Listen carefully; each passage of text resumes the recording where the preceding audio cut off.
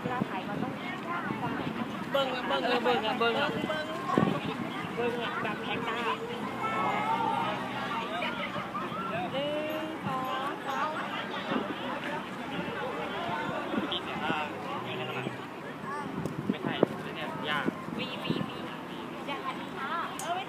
จับแกะสิลูก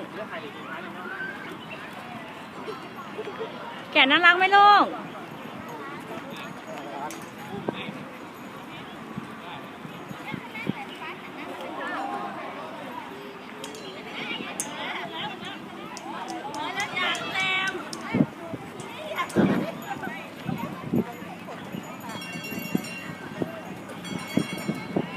ดีสวย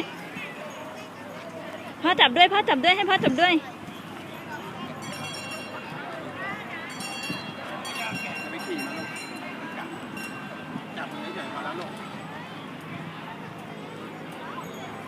โอ้โห